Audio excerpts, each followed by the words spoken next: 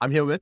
Fahad Kaleem. What do people know you for? The isn't that concerning meme on TikTok lately. Awesome. And how did you end up stumbling by that? Well, it all started with this obsession of how stuff goes viral when it first went viral for me on Twitter. And that entire 5-6 year journey ended up making this isn't that concerning meme. And how long have you been milking that for now? At least 2 years, pure 2 years. Amazing, man. And I've got to ask you, how important is a college degree when it comes to doing what you're doing now? In my personal, humble opinion, I think it's absolutely useless. And would you hire people then who haven't gone to college, maybe kids straight out of high school? I have a lot of people who work under me who didn't go to college, and I have people who did go to college. I have this one guy who completed his college while working with me as well. So it's not like a must that you must have a degree to work with me. What do you do as a business? We provide content creation for short form specifically for clients, for individuals and businesses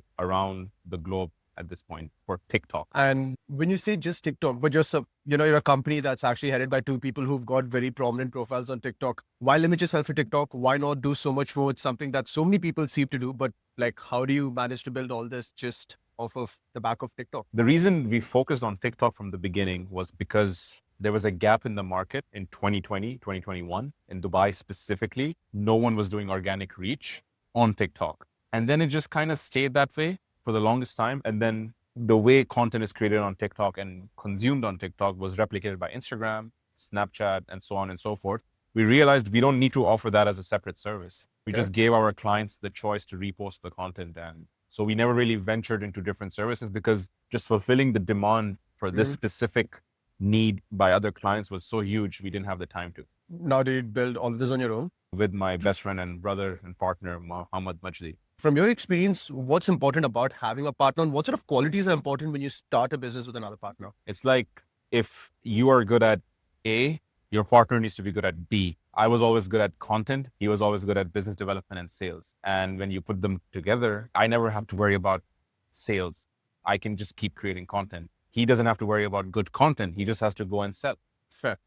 And how long did it take you guys to make your first million? We made our first million as a company, I would say, in 2023. So in 2 years. Yeah. Crazy. And right now, the market's so saturated. How do you personally compete with it? Because you're the guys who introduced the whole thing. You are the OG players in the game, but now there's so many people who come in and try to replicate what you can do. And the biggest danger, I would say, is that in the field that we're in, it's quite easy to actually study what other people do, replicate it, really take copious notes. And with the AI research that you have, you're able to reverse engineer what people do. So what are the next steps for you as an entrepreneur, creator in a market where people can reverse engineer what you're doing? So how do you stay 2 steps ahead? I'm going to burn everything and open a completely new business. I'm just kidding. But so I'm researching and developing long form content now because no one's looking in that direction. So if that is successful, that would be another venture altogether within K9. When we're talking about competing with other suppliers of this service, my only answer to any client is that there's nothing really different in the type of content we create or someone else creates because it's pretty much the same thing today. Apart from the fact that we have insane amounts of data on that same type of content that is being created. And we know how that content was created based on the last 5 years of data. Like we reached that stage that allowed us to create that structure, whereas everyone else is just replicating it. So when you're speaking to K9, you're speaking to 30 to 40,000 short form pieces of content that they've created and failed with or succeeded with. Now to compete with that, you simply cannot unless you create more content than us. What was your biggest fuck up this year? And what did you learn from it? Well, the biggest with banks, you should not mess around with banks. That's all I'm going to say. What is the biggest lesson you learned about hiring? Pay your employees well enough and make sure that they get the right amount of incentive for the type of work they're putting in. They see a trajectory for them to grow in your business. You'll never have a complaint. What should a 17-year-old kid tell their parents if they want to go into content full time?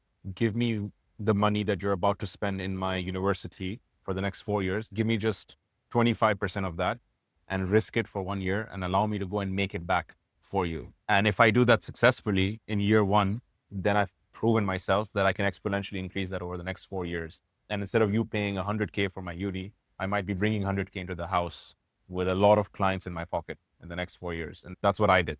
Give me an opinion you have about content that most people will disagree with. A lot of people, especially a lot of businesses and business owners, are afraid to replicate something that's working on their page. Okay. If I've done XYZ video and it went viral for a client, they'll be like, no, we can't do this again because it's the same thing. My opinion is that if it's the same thing and it's worked once, it's going to work the second time, it's going to work the 10th time as well. And it's only going to make your account bigger and bring more reach. Nobody gives a shit about what content you posted yesterday or the day before that. So if you can get past that, in my opinion, you're going to just see growth, endless growth. And that's an opinion that most clients I disagree with me, but the ones that don't disagree with have over 1 million followers. And what do you think about, are posting times a myth? 100%. Does it matter when you can post or when your audience is active?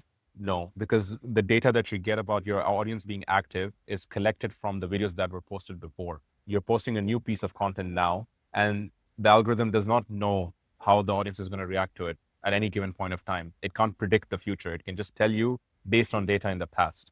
And it's also telling you that your followers are active during this time. It's not telling you that your known followers are active during this time. And we want known followers. We want people that are not following us. So why should I go and read and agree with something that is telling me about my followers? Even though one might argue that, yes, your followers is going to catapult your video into a higher reach, I think it doesn't matter. Everyone's talking about hooks and structures and scripts. How deeply do you believe in that? We believe in structures a lot, hooks as well, but structures more because the right structure will always make your video go viral. Like just today, I saw a video that my team has done for our client, which is sitting on 600,000 views. And it's a structure that we've just replicated from like 2 years ago. That's amazing, man. You guys know what to do. Follow Fahad at his socials, K9 as well. Best in the business for TikTok. Thank you. Thank you, Nikhil. Thank you so much for the time, you. bro. No Thank you for the problem. hospitality.